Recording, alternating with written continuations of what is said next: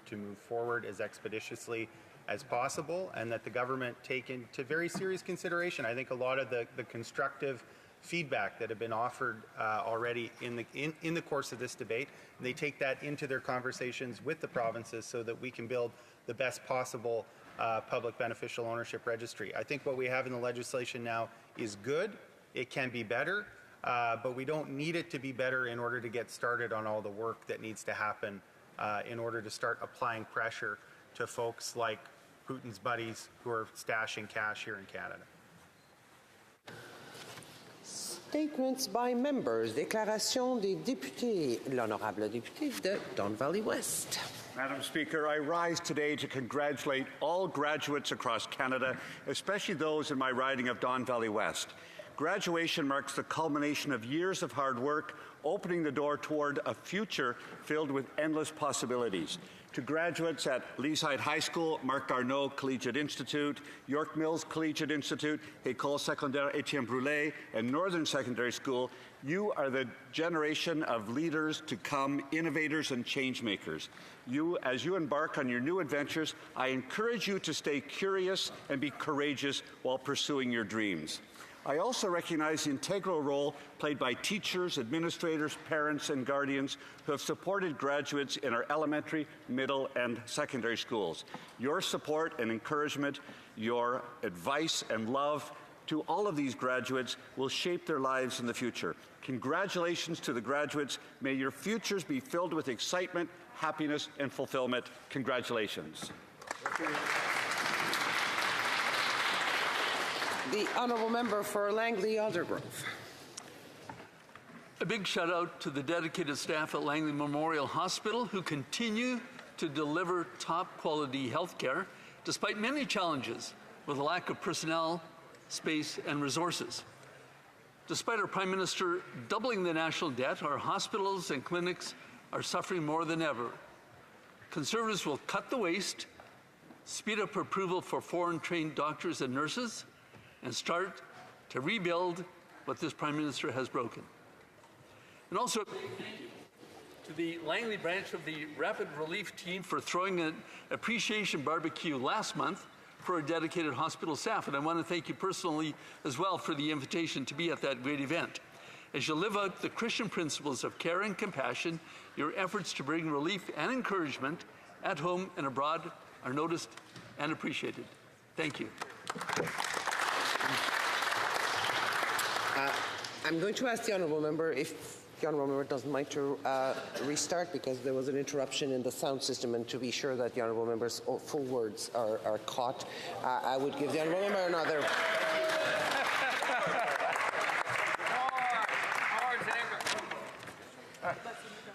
A big shout out to the dedicated staff at Langley Memorial Hospital who continue to deliver top quality health care despite many challenges with the lack of personnel, space and resources. Despite our Prime Minister doubling the national debt, our hospitals and clinics are suffering more than ever. Conservatives will cut the waste, speed up approval for foreign-trained doctors and nurses, and start to piece together what this Prime Minister has broken. And also a big thank you to the Langley branch of the Rapid Relief Team for throwing an appreciation barbecue last month for the dedicated staff at our hospital, and I want to thank you also for the personal invitation to be at that great event. As you live out the Christian principles of care and compassion, your efforts to bring relief and encouragement at home and abroad are noticed and appreciated. Thank you. The honourable member for Ottawa West Nepean. Madam Speaker, I rise today to pay tribute to James Wilfred Eagle, a decorated veteran and respected community leader among the Ojibwa people who passed away in April. Jim Eagle served in Korea with the Princess Patricia's Canadian Light Infantry and went on to serve 25 years in the CAF, reaching the rank of sergeant. Jim was a residential school survivor. He spoke his language fluently and provided for the Indigenous community through his work with the Odawa Native Friendship Centre and the Wabano Centre. He was a leader in the Ottawa chapter of the National Aboriginal Veterans Association, where he was instrumental in creating the National Aboriginal Veterans Monument in Confederation Park here in Ottawa. Jim left behind his wife, Cecilia, children, grandchildren, and great-grandchildren. We owe Jim a deep debt of gratitude. He was a warrior. He was a true hero. He lived a good life. Miigwech, Jim. Thank you, Madam Speaker.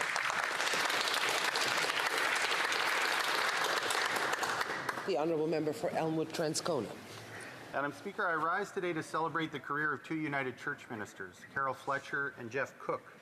At the end of June, Carol and Jeff will retire after 35 years of ministry at Transcona Memorial United Church, serving the congregation and the wider community.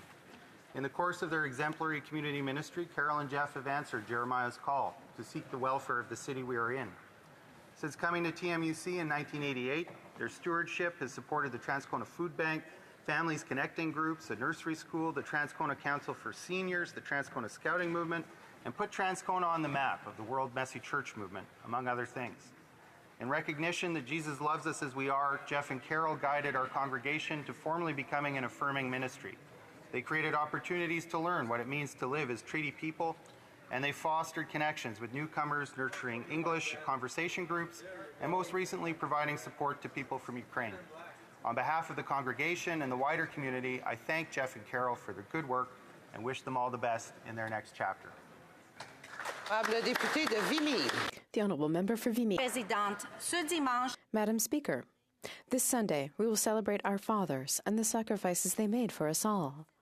I dedicate this statement to my father, who is 91 years old. His name's Elias. He survived the war. In 1957, he left a poor Greek village to settle in the city of Montreal with no education and no money. He didn't even speak anything but Greek. Started working at a factory and spent time earning extra income by playing bouzouki and entertaining others like him of the diaspora at Greek nightclubs. Many years later, in 1977, he started a successful business where he did not take a day off for 3 years. He achieved the Canadian dream in one generation and taught me the value of hard work, a love for Canada, but also about real love, openness, and faith. Thank you, Daddy. Σε ευχαριστώ πολύ και σ' αγαπώ αφάνταστα, μπαμπά μου.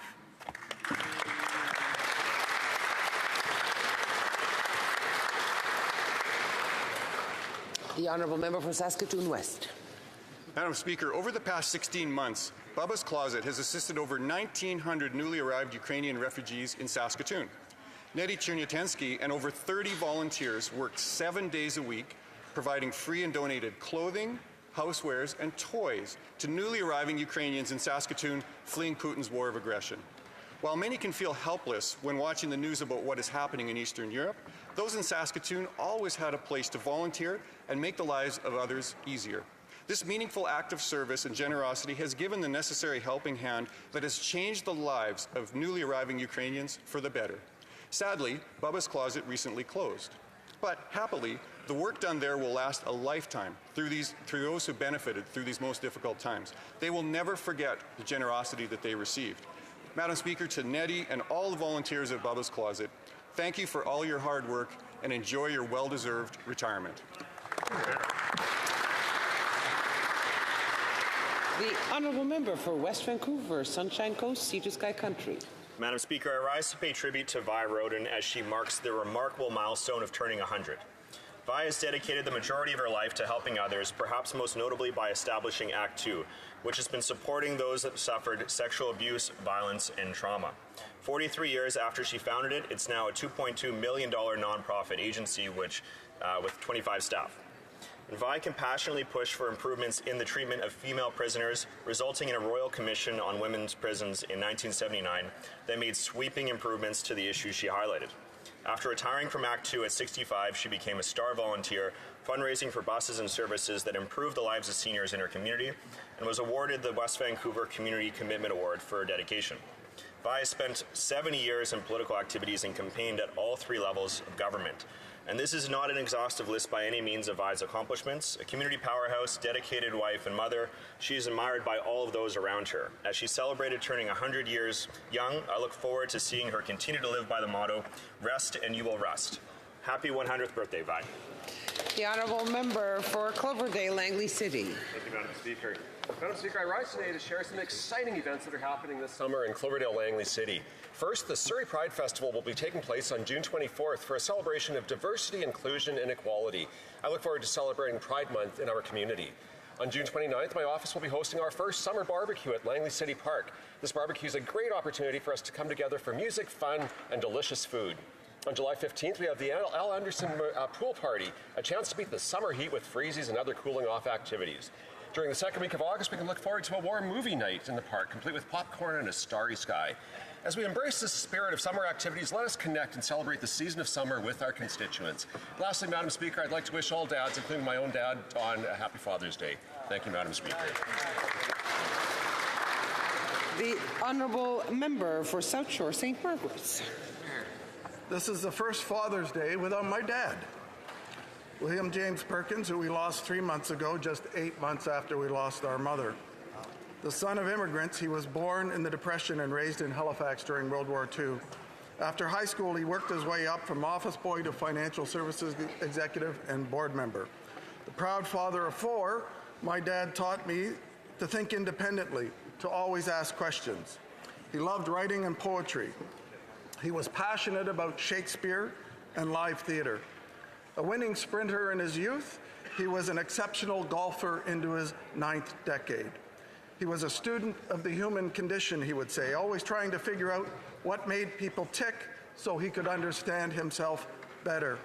He lived by Hamlet's words, "To thine own self be true."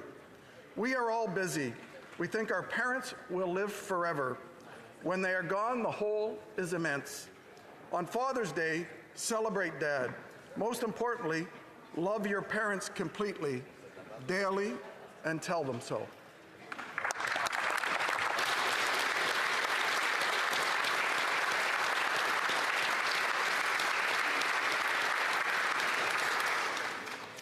The honourable member for Milton. Thank you, Madam Speaker. June is Men's Health Month. This week has been International Men's Health Week, and this past week we also recognized June 15th as Men's Mental Health Awareness Day. I sat down with both the Canadian Mental Health Association and the Centre for Suicide Prevention to talk about men's health because, unfortunately, men don't prioritize or talk about their physical or mental health enough. The CMHA and the Centre for Suicide Prevention told me that men aged 40 to 60 die by suicide more than anyone else. We discussed BuddyUp.ca, a campaign which encourages dialogue and meaningful conversations between men, just man on man, in the car, at the game, or watching TV. Talking about your health is so important. I also want to commend the Canadian Men's Health Foundation for recognizing the value of physical activity in sport in making sure that men are taking care of themselves, both physically and mentally. Madam Speaker, this weekend is also Father's Day. So to my dad, Joe, happy Father's Day. I'll see you on Sunday. Happy Father's Day to all the dads of Milton, and I want to express sympathies to everyone who's missing their father this weekend. Happy Father's Day.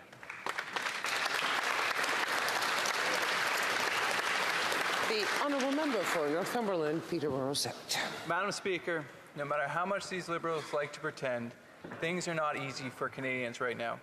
Buying a home has never been so unaffordable. Food bank usage has doubled for the unemployed as well as the employed. Over the last 10 years, Canada's experienced the worst economic growth since the Great Depression. Madam Speaker, the cause of these problems is no great mystery. Liberal deficits have led to Liberal inflation, which has driven a cost of living crisis, now driving up interest rates, making housing market a ticking time bomb. The government's low-growth, high-spend agenda has imposed austerity on Canadians. Madam Speaker, it's time to change that austerity into prosperity. And the path of that prosperity, it's clear. It's the common sense of the common people. For your home, my home, our home. Let's bring it home! The honourable member for Carleton. There's nothing I love to hear more than a newcomer who's looking for a work permit. And this is now more than ever relevant to the 700 plus newcomers to Canada that arrived but were defrauded by the shady consultants who gave them fake admission letters.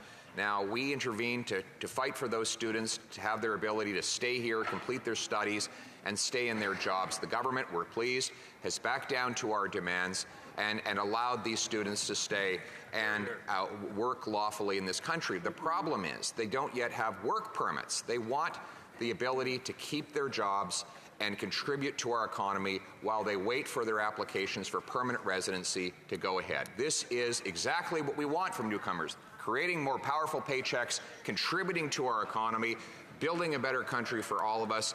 Will the government get out of the way and grant work permits to these hard-working people as they work towards being part of our country? Thank you.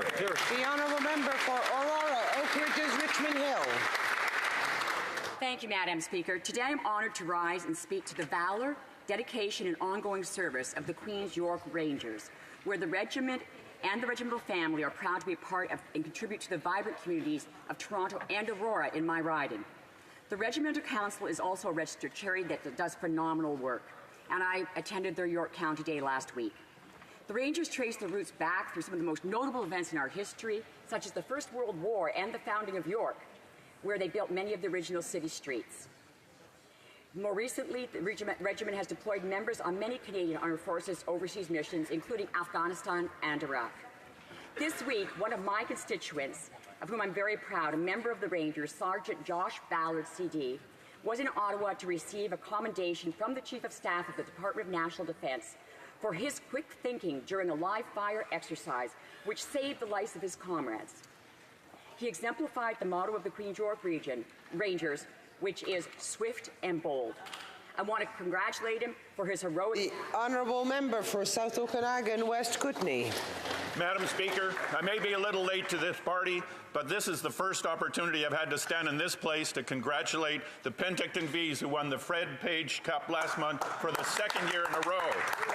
The Vees were carrying on the tradition of the Vees of 1955, who won the World Hockey Championship by defeating the Soviet Union 5-0. The Vees won 50 games this year, losing only 3, and have won 43 straight games at home, the last home defeat at the hands of the Trail Smoke Eaters, a team I have to say is in my riding as well, and also a team that defeated the Soviet Union to win the 61 World Championships. The BC Hockey League pulled out of the Canadian Junior Hockey League last year, so the Vees haven't been able to go on to win the Centennial Cup, but I think in both years they would have given the Brooks Bandits a run for their money. And I'd like to congratulate Coach Fred Harbinson for his incredible leadership and the entire team, but especially brothers Bradley and Josh Nadeau, who led the team and the league in scoring. Go Vees, go! The honourable member from Manicouagan. Madame la Présidente. Madam Speaker, it's with great pleasure that I extend a warm invitation to you, my fellow MPs, to all Quebecers and all Canadians to come and visit my riding this summer, Manicouagan. Manicouagan, for the locals, is the North Shore, a real country within the country, with 350,000 square kilometers, so full of natural riches that Côte-Nord tourism describes it as boundless. It's with profound local pride that I'd like to show you 1,300 kilometers of beaches, 60% of Quebec's salmon rivers, Anticosti Island, which is the size of Corsica, 168 hydroelectric dams, including Daniel Johnson, the world's largest arch dam, the Manicouagan-Wapishka World Biosphere Reserve, our outfitters' controlled development areas, thousands of lakes, whales, caribou. In short, I'd like to show you how Côte-Nord delights all the senses. I invite all North Shore residents to become ambassadors for our region. Let's show the world that our passion for the great outdoors is matched only by our love of people. We're expecting you, Madam Speaker. The honourable member for Dauphin, Swan River, Nipawin. The honourable member for Dauphin, Swan River, Nipawin. Madam Speaker, today is a heartbreaking day. I rise in Parliament back in my home province with the loss of words to acknowledge the lives taken near Carberry, Manitoba. Yesterday, nearly 25 individuals departed the Dauphin Active Living Centre. They were on their way to southern Manitoba for what was supposed to be an enjoyable day trip. Today, at least 15 of those Canadians didn't return to their loved ones after a deadly car accident took their lives on the Trans-Canada Highway. Madam Speaker, I represent this rural region, and I know that rural Canadians are strong and resilient. I know that this tragic news has touched the hearts of Canadians across this country, but I also know that it will leave a wound on many communities and families, a wound that may never heal.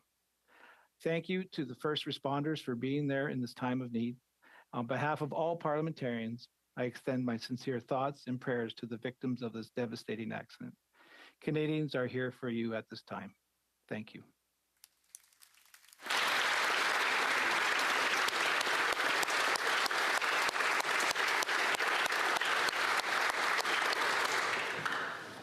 The Honourable Member for Lac-Saint-Louis. I rise today to honor a sterling citizen and community stalwart.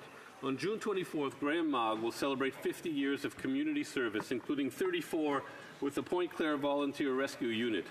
Graham has helped structure and transform the rescue unit into a pillar of emergency response in Montreal's West Island. In addition to responding personally to hundreds of calls in Point Claire and neighboring municipalities, Graham has created a solid governance framework for the rescue unit. He authored the unit's first constitution, standing orders, annual training program, and inventory system, and was instrumental in the acquisition of vital rescue equipment. A man for others knows no boundaries. Despite his responsibilities with the Point Claire Rescue Unit, Graham has still found time to sit on the boards of directors of various community and charitable organizations. Graham, thank you for all you do. Thank you for having our backs. Oral questions. Questions orales. The Honourable Leader of His Majesty's Loyal Opposition.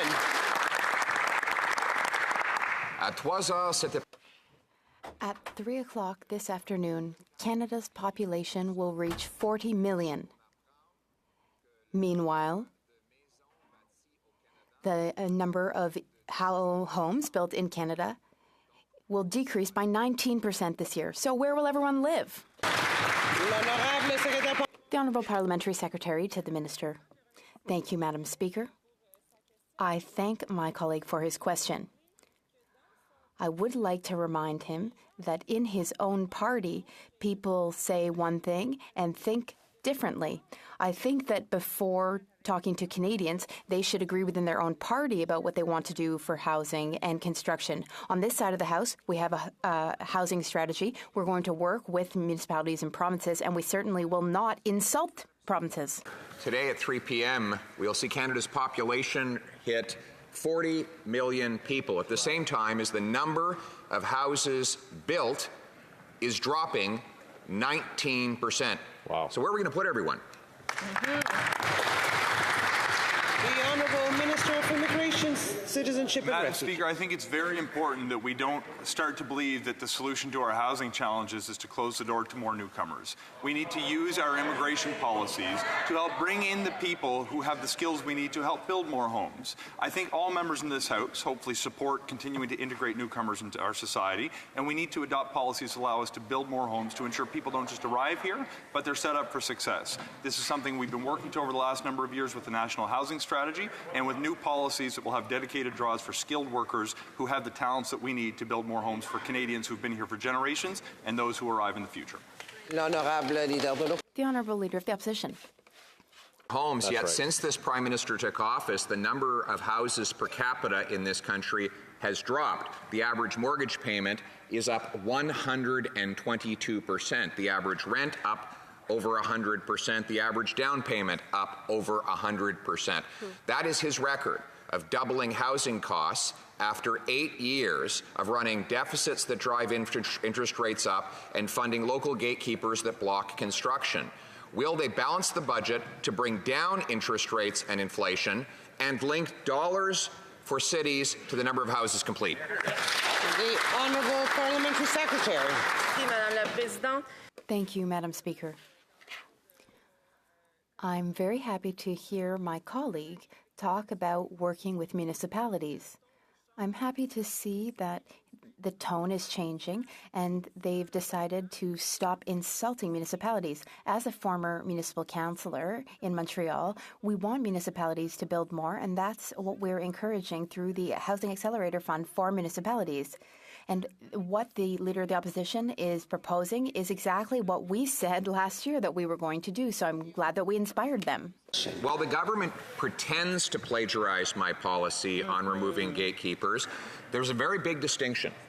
They brought in this so-called accelerator. Since that time, housing construction has decelerated. It's down 19% year over year, and in May it was down 33% on an annual basis. So we're building less houses since this $4 billion monstrosity came into place. Right. Our approach is to require the completion of homes before cities get the money. The Liberal approach is to fund promises. Why won't they fund results instead of promises? Yeah. The Honourable Leader of the Government in the House. Speaker, we know the opposition leader's policy when it comes to housing. It was to do nothing. For 10 years, the Conservative government didn't invest a dime in housing, didn't prioritize or even talk about housing. They left it to every other level of government. What we did instead, Madam Speaker, is to say that the federal government has to be a leader in housing. And what they've done is, frankly, come up with ideas that we've already been doing for years, Madam Speaker. Well, they insult mayors and throw slurs at them and talk about how incompetent municipal levels of government are that are elected in their own right. We will stand up and get the job done. The Honourable Leader of the Opposition. No, what we delivered was affordable housing. The average house cost when I was minister responsible was $450,000. Today, it's well over $700,000. The average mortgage cost was $1,400. Now it's over $3,000. The average rent was $1,000. Now it's over $2,000. That's right. So the member is right, though, that our programs cost far less to taxpayers. We spent far less to achieve far more. Absolutely. Housing was cheap. And the way we can make it affordable again is by requiring cities get out of the way and let builders build. Why don't they bring in place a dollars for doors policy that gets things done? The Honourable Leader of the Government. Madam Speaker, the Leader of the Opposition was very good at making those fake checks with the Conservative logos. But when it came to actually delivering action, it was 2.7 million people more in poverty then when they were in government than is happening today. They presided over the worst growth that had been seen since R.B. Bennett. So yeah, when the economy was down, when more people were in poverty, things were cheaper. That's true. As our economy is growing and booming and Canada is leading the world in growth, we have to meet the challenge of growth. Instead of having problems of falling apart, we have problems of growing. Those are good problems to have. We're rising to meet them. The Honourable Member for Saint-Jean. Madam Speaker. L'honorable député de Saint-Jean. The Honourable Member for Saint-Jean. Madam Speaker, the Minister for Public Safety had no idea about Paul Bernardo's transfer, even though his own office had known about it for 3 months. But he tells us that now it's all sorted out because he has given a directive to his staff to inform him now. The same thing happened with the Prime Minister with regard to China's threats against a Member of Parliament. He hadn't been warned either, but a directive was given to CSIS to inform ministers now. This government has been in office since 2015. Madam Speaker, surely you're not telling us that it took 8 years for ministers to request to be informed about their own files? The Honourable Government Leader in the House. Madam Speaker, as the member across the way understands, the decision to transfer incarcerated persons is an independent decision. That is an essential feature of our system. The transfer decision in this instance was made by the Correctional Service of Canada. We should not politicize an issue as serious as this one. The Honourable Member for Saint-Jean. Madam Speaker, ministers don't seem to be informed about what's going on. Now, we know that everyone uses text messaging. Text messaging is very convenient. When the recipient sees the message, there's a read receipt at the bottom of the screen. You can even see when it's been read. Could the government perhaps include this feature in ministers' briefing notes? That way, we'd at least know when it's true when they say that they haven't been briefed on their own files. The Honourable Government House Leader. Madam Speaker, the crime in this case is incredibly serious. It's indescribable, unspeakable. That said, in the month of March, staff received information that there was a possibility that someone would be transferred, but that it was just a possibility. We only found out about it when the decision had been made. Vancouver East.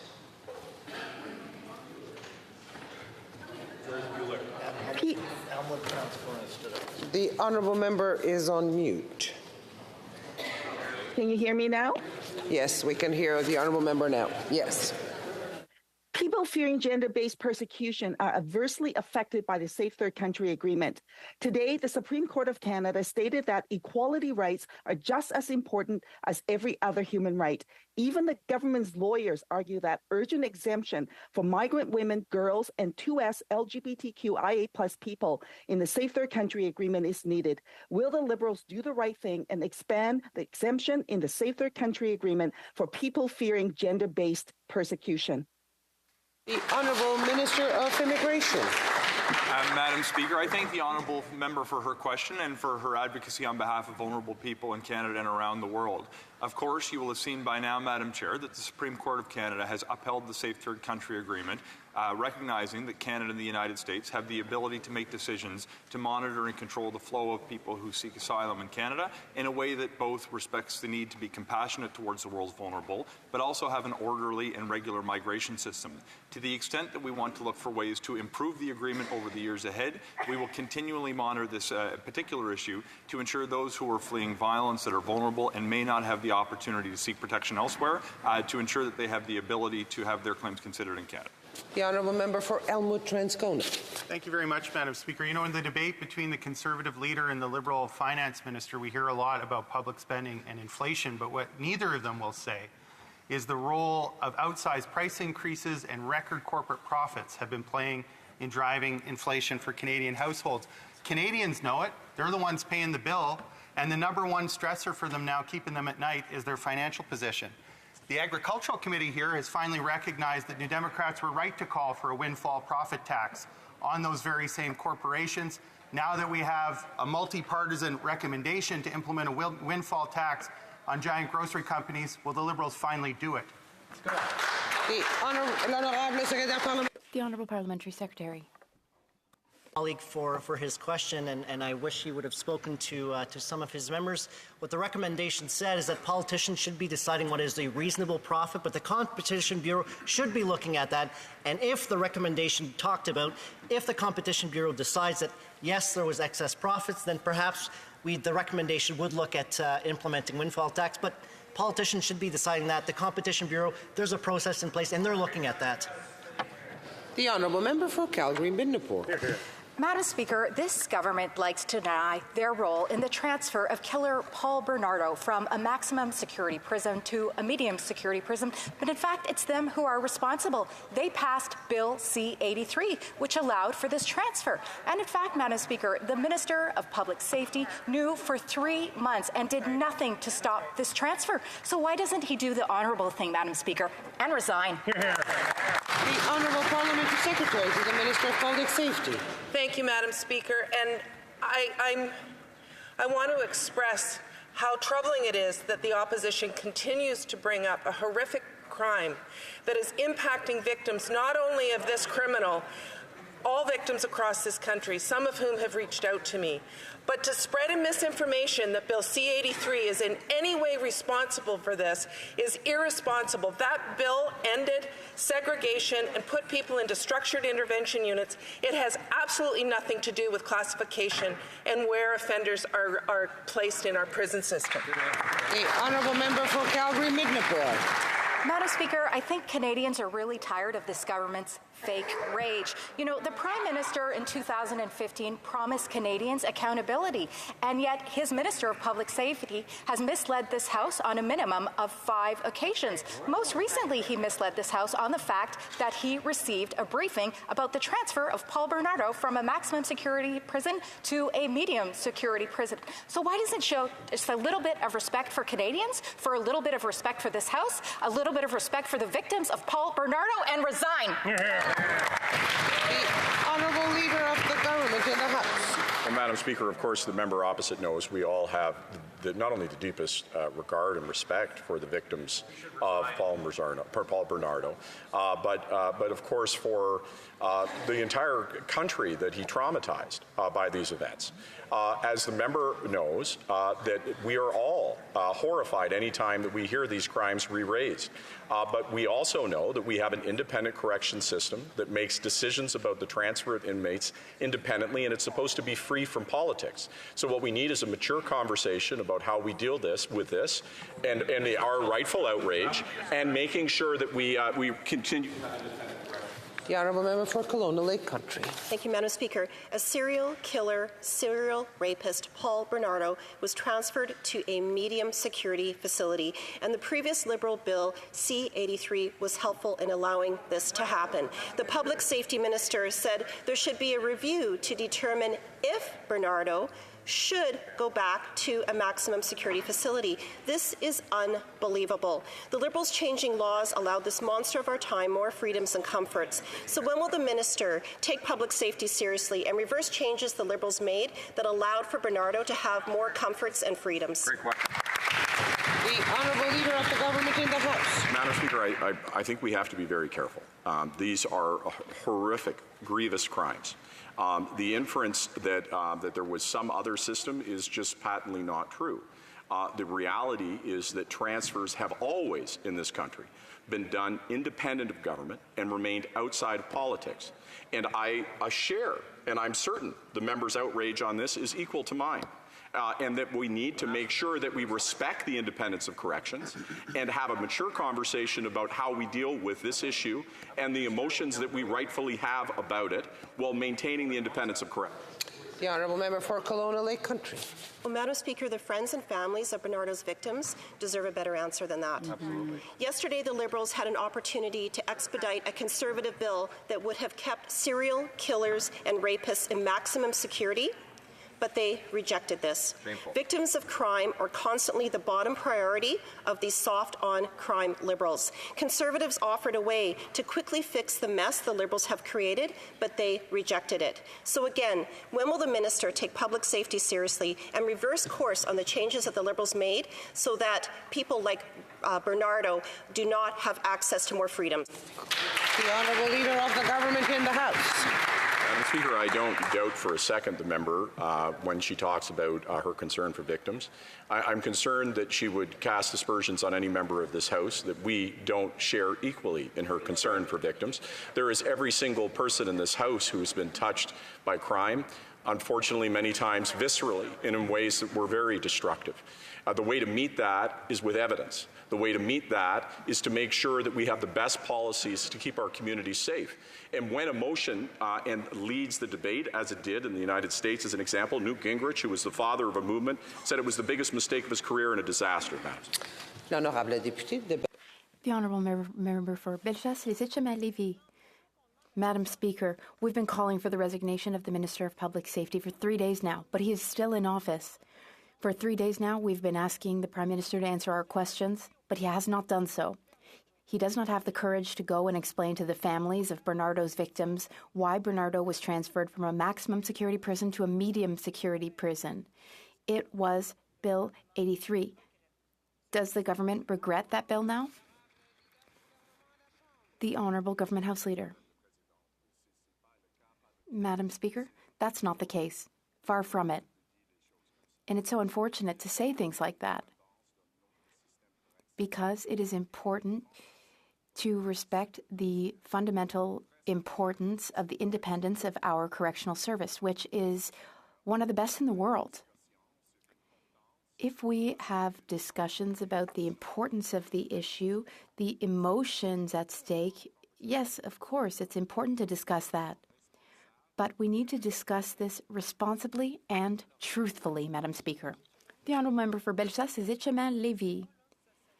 Madam Speaker, C-83 is part of a string of mistakes, questionable decisions, and contradictions, backtracking from this government when it comes to protecting victims. This time, it is the victims' families who are suffering a second time because they know now that this dangerous criminal will benefit from more lenient conditions. Will the minister guarantee that prisoners most dangerous offenders will stay in high security, maximum security. Madam Speaker, C-83 has nothing to do with the current situation and has nothing to do with the decision taken by the Correctional Service of Canada when it comes to Mr. Bernardo's transfer.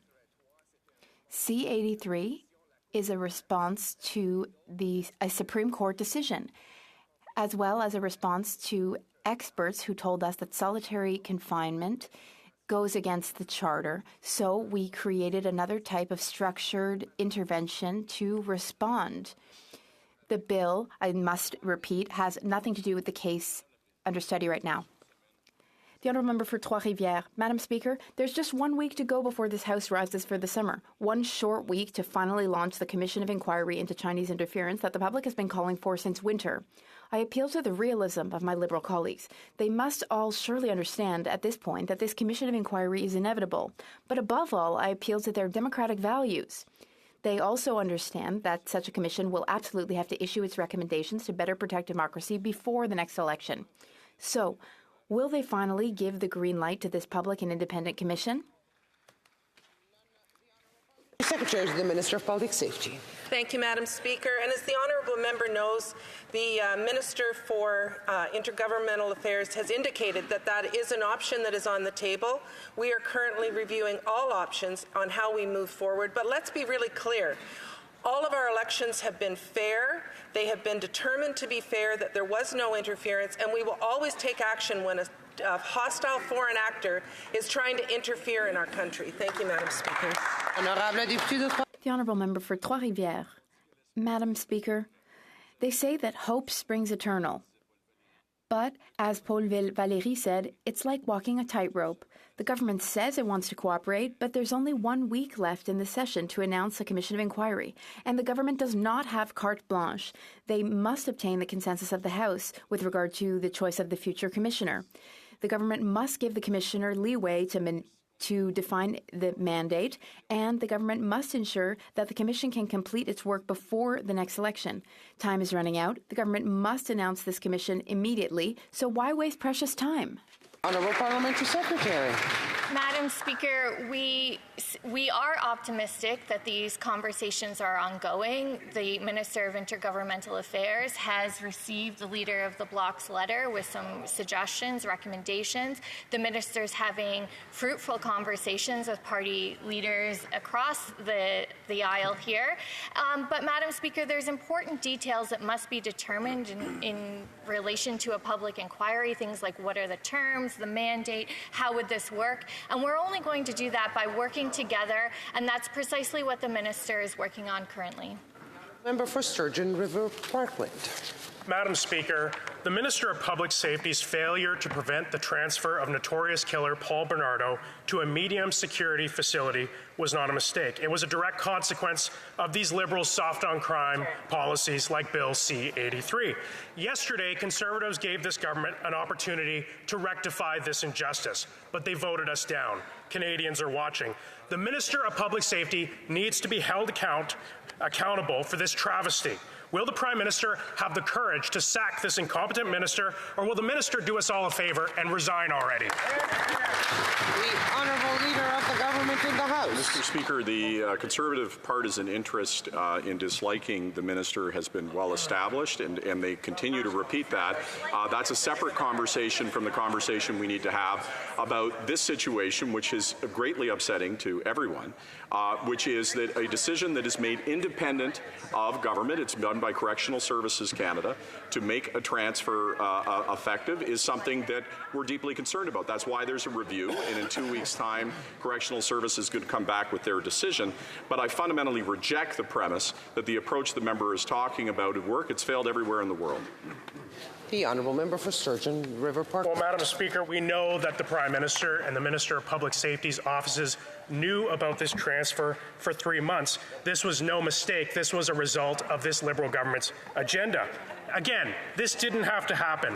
Yesterday, Liberals had a chance to right this wrong, but instead they chose to double down on their failure. And for the Liberals to claim otherwise is misinformation. When will this minister formally change his title from Minister of Public Safety to Minister of Misinformation?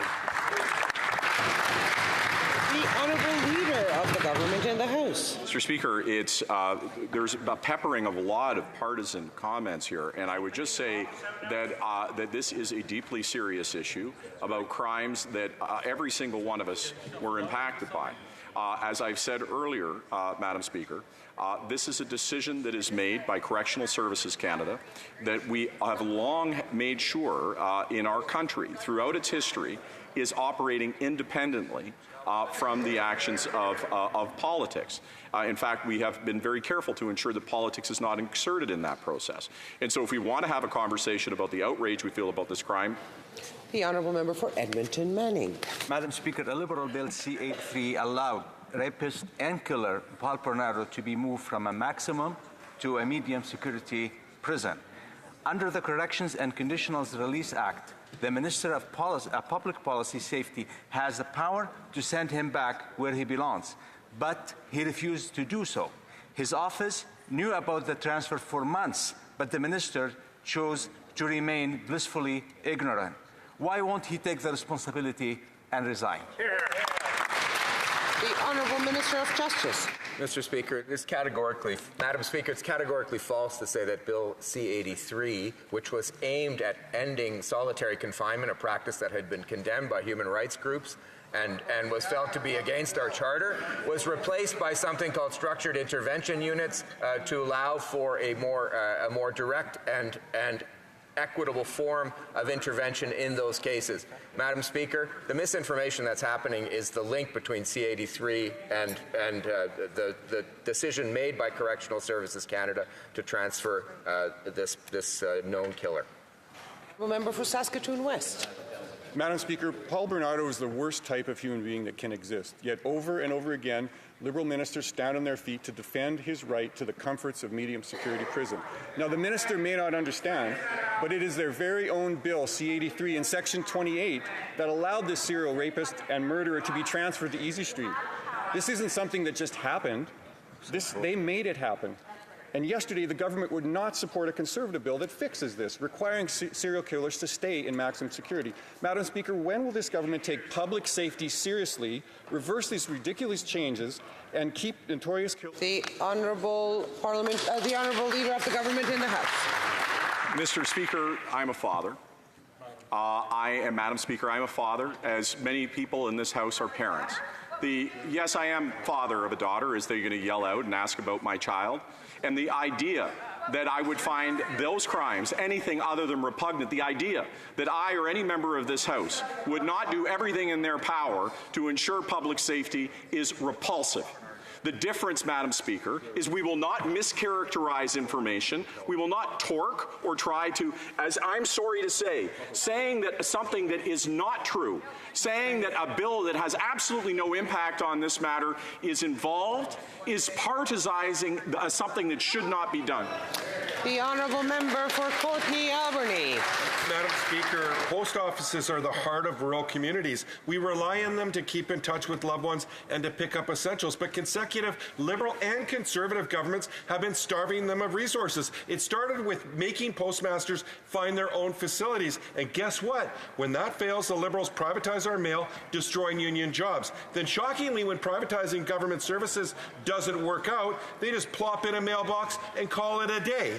So what is the minister's plan to stop the privatization scheme, to save rural community hubs, and to save good-paying union jobs? Hear, hear. The Honourable Minister of Public Procurement. Thank you, Madam Speaker, and thank you to the member opposite for his question. As he knows very well, Canada Post is a Crown corporation at arm's length from government. However, of course, ongoing discussions do occur between myself and the chair of the board at Canada Post. As is the case with many other postal carriers around the world, Canada Post is evolving to meet the changing customer needs and expectations. There is a top priority in keeping its employees and in the communities that it serves, and it'll continue to serve Canadians with a service that they can rely on. The Honourable Member for Skeena-Buckley Valley. Madam Speaker, with all due respect, that answer wasn't good enough. The fact is, this government's policy on postal service is failing rural communities. It's not working in Atlan, it's not working in Telegraph Creek, and it didn't work in the 120 communities in rural Canada that lost their post office since this government took office in 2015. So I'd like to give the Honourable Minister another chance to answer the question. Is she aware of the impact that her government's policy is having on rural communities when it comes to post offices? And if so, what is she going to do to ensure that not a single additional community loses its post office? The Honourable Minister of Public Service and Procurement. Thank you, Madam Speaker. And I suppose I need to reiterate that Canada Post is a Crown agency at arm's length from government. However, we do work together to always ensure that the corporation provides the high-quality service that Canadians expect at a reasonable price that reaches Canadians across the country. And we will continue to work with Canada Post to ensure that the corporation continues to meet the evolving needs of Canadians, including changes brought on by the pandemic. Thank you, Madam Speaker. The Honourable Member for Scarborough-Agincourt. Madam Speaker, this month is Pride, and just last week the Pride flag was raised on Parliament Hill, showcasing our tremendous support to the 2SLGBTQI+ community, who continue to face systemic barriers, with 1 in 4 entrepreneurs having faced discrimination or having lost their businesses because of their 2SLGBTQI+ ownership. Can the Minister of International Trade, Export Promotion, Small Business and Economic Development update Canadians on yesterday's historic announcement? Honourable Minister. Thank you. I want to thank the member for Scarborough-Agincourt for that important question. And the 2S LGBTQI community, entrepreneurs and businesses contribute tremendously to Canada's economy, $22 billion, and they employ 500,000 Canadians. Yet they face discrimination. A third lose business because of who they are. 40% are not able to get access to capital or to funding. So yesterday I announced $25 million to help these incredible business owners and businesses and entrepreneurs from the 2S LGBTQI community to empower them to grow their businesses across Canada and contributing. The Honourable Member for Haliburton, Kawartha Lakes, Brock. Speaker, Paul Bernardo is a serial killer and rapist. Vile monsters like him are living more comfortable lives because the Liberals are soft on crime. If they weren't, this government would have supported the member from Niagara Falls motion yesterday to keep mass murderers where they belong, in maximum security. In fact, this minister has yet to explain to Canadians how he could sit on news of Bernardo's transfer to medium security for 3 months.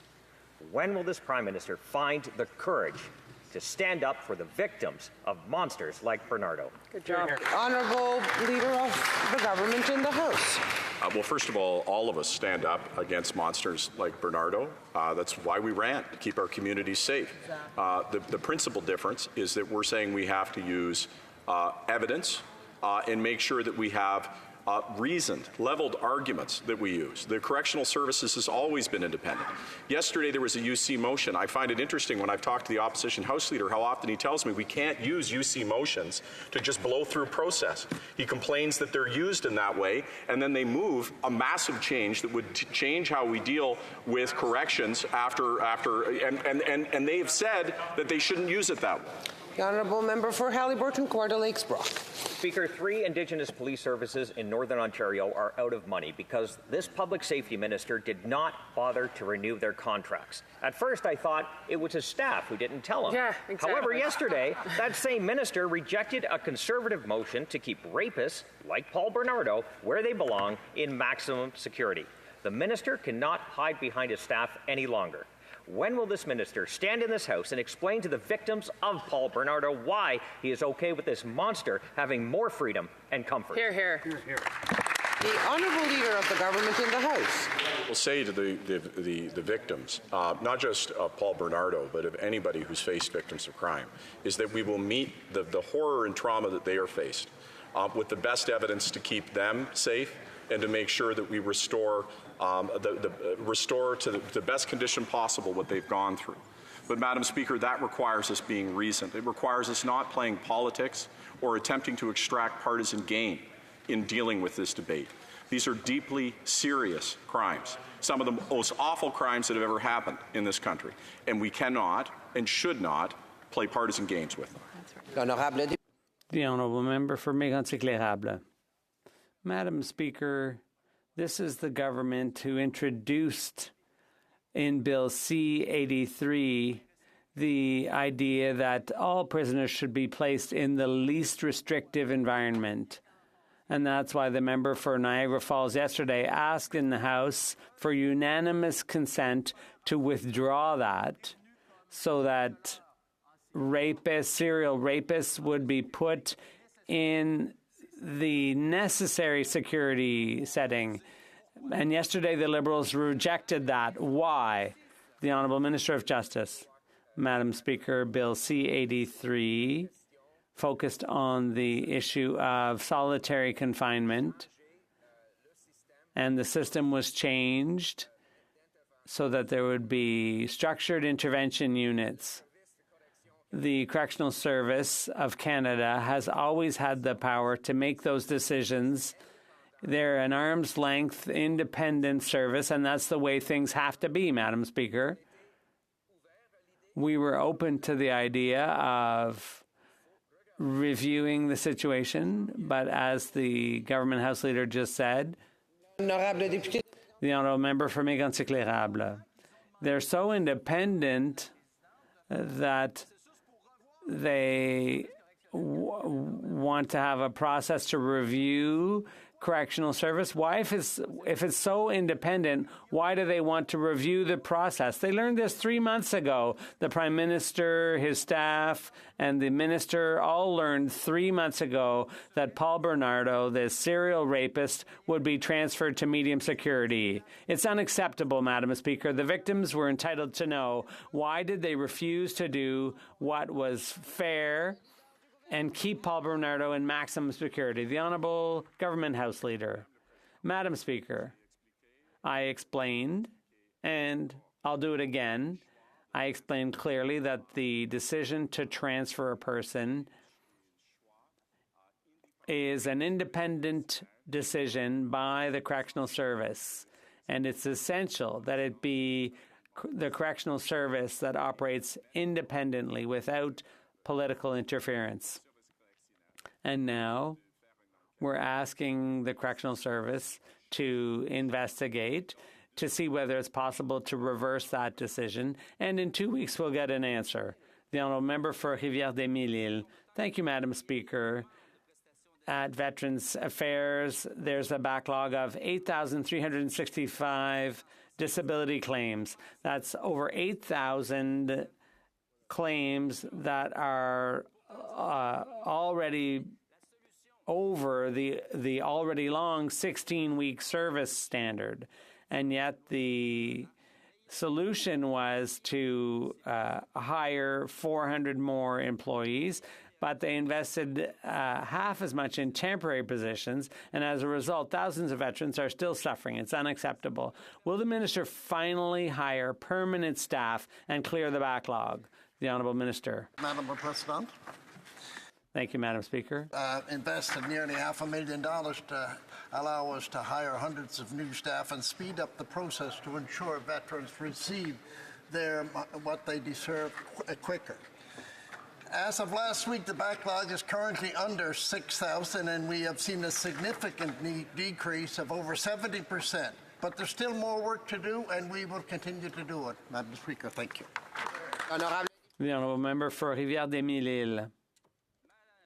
Madam Speaker, the Bloc had to bring pressure in 2021. It used to be 57 weeks to process the first disability claims for Francophones. That's down to 29 weeks. That's not so bad, but the service standard is still the same, 16 weeks. We're way past that, Madam Speaker. And these behind the figures are veterans who are suffering, who are waiting, who are feeling abandoned by this government. Can the minister tell them what he's going to do starting today to speed up processing? The Honourable Minister of Veterans Affairs. Madam Speaker, we have reduced the gap in the wait between Francophone and Anglophone veterans by 80%.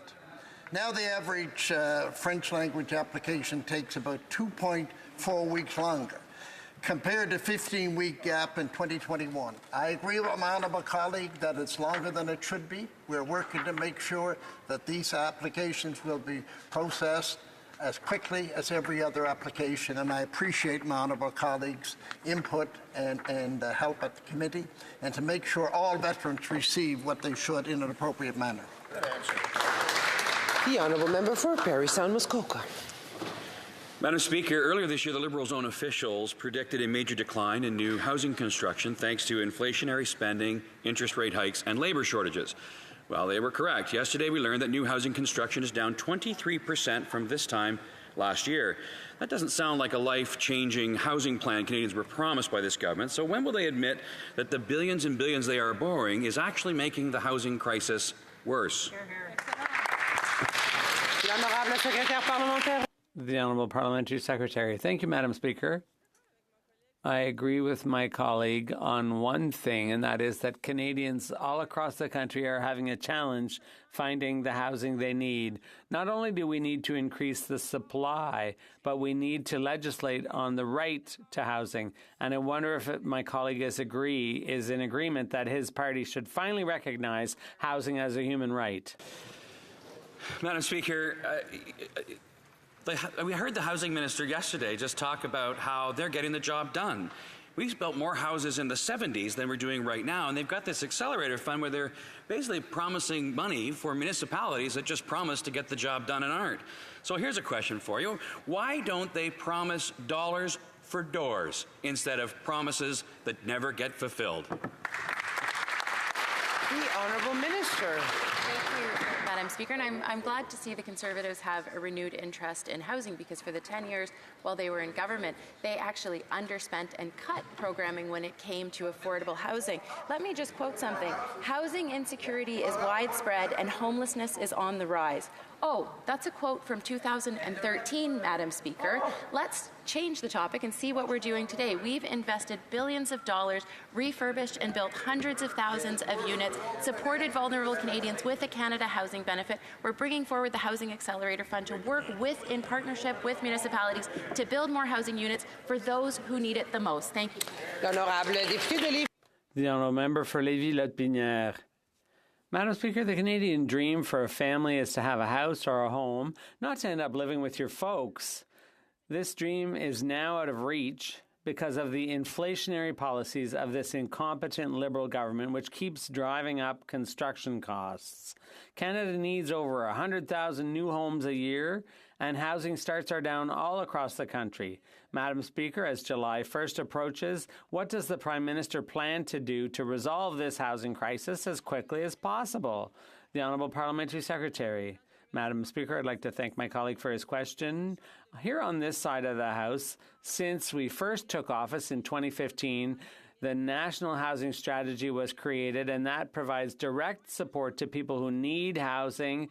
It will help encourage construction. We've invested historic amounts in housing through the municipalities, $1.5 billion for co-ops, Madam Speaker, and not just that. We're working on the right to housing, because here on this side of the House, we believe all Canadians deserve a roof over their heads. Vancouver, Sunshine Coast, Sea to Sky Country. Madam Speaker, the boreal caribou is a species found only in Canada. This species plays an important role in the culture and history of Canada's Indigenous peoples and is at the heart of the boreal forest's biodiversity. Federal, provincial, and territorial governments share responsibility for ensuring the long-term survival and recovery of the woodland boreal caribou. Can the Parliamentary Secretary to the Minister of Finance tell this House what our government is doing to protect the caribou? The Honourable Parliamentary Secretary. Thank you very much, Madam Speaker, and I'd like to thank my honourable colleague for his question. The forest fires have certainly had an impact on the national caribou population, which is, let's not forget, already in decline. And this heightens the urgency for action. Yesterday, the Minister of the Environment established a timetable for plans to protect Quebec's caribou. Thank you, Madam Speaker. Wellington Halton Hills. Madam Speaker, the resignation of a Canadian executive from the Asian Infrastructure Investment Bank confirms what we've long been saying. The bank is a tool of the Chinese Communist Party to spread its authoritarian model of governance throughout the Indo-Pacific region. The bank has said it's willing to lend to Myanmar's military junta, who've been targeting the Rohingya minority, and there are suggestions it is willing to resume lending to Russia. What more proof does the government need to conclude that this bank runs contrary to Canada's interests and values? The Honourable Parliamentary Secretary to the Minister of Tourism and Assistant Minister of Finance. Thank you, Madam Speaker. And as the member opposite knows, the Government of Canada has halted all government-led activity at the bank, and the Minister of Finance has instructed the Department of Finance to lead an immediate review of Canada's involvement. The Canadian government is currently discussing this issue with its allies and partners that are also members of the bank. Thank you, Madam Speaker. Member for Wellington Halton Hills. Madam Speaker, just a couple of years ago, Global Affairs Canada advised the government that the bank is an example of how Beijing, quote, promotes perspectives on governance, economic security, and human rights that diverge in fundamental ways from Canada's, end quote. And just 2 years ago, the Finance Committee recommended the government withdraw from the bank. Former Solicitor General and Liberal Finance Chair Wayne Easter said the recommendation should serve as a wake-up and smell the roses moment for the government. So when will the Prime Minister heed the advice of Global Affairs Canada, heed the advice of senior Liberals, and withdraw Canada from the bank? Yes. The Honourable Parliamentary Secretary. Merci beaucoup, Madame la Présidente. Thank you very much, Madam Speaker. And as I said, the Government of Canada has indeed put an end to all activities of the government within the bank, and the Minister has tasked the Finance Minister with reviewing Canada's participation. Madam Speaker, the Government of Canada is also discussing this issue with our allies and partners that are members of the bank. 6 years ago, the Liberal government had plenty of praise for the Asian Infrastructure Bank. The Prime Minister said joining was, quote, good sense for Canadian know-how and for Canadians abroad. His former Finance Minister was quoted saying he was pleased with Canada's gift of tax dollars and added that the bank was independent of any government. Now that the most senior Canadian at the Beijing bank has quit, stating the bank is dominated by Communist Party members and that Canadian interests are not served by the AIIB. 6 years, $200 million later, Conservatives told them so, Madam Speaker. When are taxpayers getting their money back? The Honourable Parliamentary Secretary. Madame la Présidente. Madam Speaker, the Finance Minister has tasked the department with a full review of Canada's participation, and our government has ended all activities of the government within that bank. Thank you. Well, member for Coquitlam, Port Coquitlam. Madam Speaker, with a strong tradition of service in my home province, BC Lower Mainland is home for thousands of military members and their families. We have seen members of the armed forces serve Canadians, often leaving their family at a moment's notice. The sacrifices are difficult, but military families make them in service of a safer, more prosperous Canada. Could the Parliamentary Secretary please share with the House his work with Seamless Canada in supporting military families? The Honourable Parliamentary Secretary to the Minister of Defence. Thank you, Madam Speaker, and I want to thank my honourable colleague from Coquitlam, Port Coquitlam, for his question, his hard work, and his commitment to the Canadian Armed Forces. Madam Speaker, recently I met with provincial counterparts at Canadian Forces Base Gagetown for Seamless Canada's annual meeting. We discussed key initiatives such as improving military spousal employment, reliable health care, and access to childcare. Our government is dedicated, Madam Speaker, to bolstering the resources and services available to the Canadian Armed Forces so that their families can move and serve seamlessly across our country. Thank you. For Nanaimo, Lady Smith. Madam Speaker, abandoned vessels have been left to sink, polluting our coastlines. The Liberals promised to clean this mess up, yet in the last year, only 33 vessels out of thousands, Madam Speaker, on the West Coast have been removed. Shame. What's worse is these derelict vessels are only increasing. Luckily, there are solutions. Yesterday, I tabled a bill calling on the government to work alongside locals and First Nations to protect our oceans. So will the Liberals stop pretending that they have this under control and clean up these abandoned abandoned vessels? Hear, hear. The Honourable Minister of Fisheries. Well, thank you, Mr. Speaker. Thank you, the member, for that question. And indeed, abandoned vessels are a blight on our oceans and our coastlines, leaking oil and other materials, and that's why we brought in, as a government, the Abandoned and Wrecked Vessels Act that does give us the tools to do just that. Yeah. We are working on identifying the vessels that need to be acted upon and putting in place the measures through Transport Canada and DFO that can complete that work. The Honourable Member for Richmond-Arthabaska. Madam Speaker, a few days ago we learned our soldiers deployed in Latvia on the Russian border are buying new equipment themselves because they've run out of patience for defence to supply them properly. In her testimony before the committee, the Auditor General said that the government and the public service had underestimated the scale of the potential dangers ahead, and the public service had and appeared to lack any sense of urgency. Madam Speaker, there is a sense of urgency to invest in our Canadian Armed Forces. Can the Prime Minister tell us if he intends to send a clear directive to correct this situation? The Parliamentary Secretary to the Minister of Defence. Are equipped with modern and effective equipment remains a priority to the Canadian Forces. Some examples for progress in 2023 include delivering upgraded combat clothing, ongoing delivery of modern weapons for use by soldiers at home and during deployment, including the new C-22 pistol, ongoing and upcoming delivery of personal equipment, including next-generation full ballistic helmets, gas mask carriers, thermal blankets, and sniper concealment kit. Procuring modern equipment for the Canadian Armed Forces remains our government's top priority, Mr. Speaker. Thank you. And that's all the time we have for questioning period today. Before everybody runs off, following discussion among representatives of all parties of the House, I understand there is an agreement to observe a moment of silence for the victims of the tragic event that took place in Manitoba. I invite honourable members to please rise.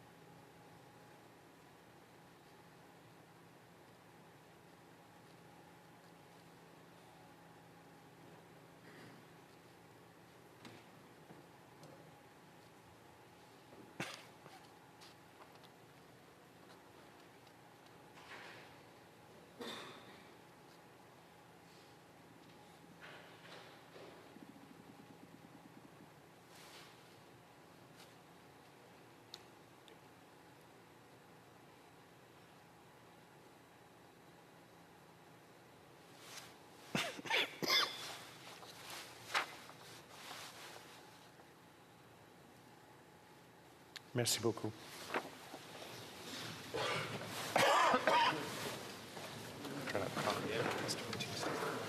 And a point of order from the Honourable Member for Sydney Victoria. Speaker, there has been discussions amongst the parties, and if you seek it, I believe you will find unanimous consent to adopt the following motion.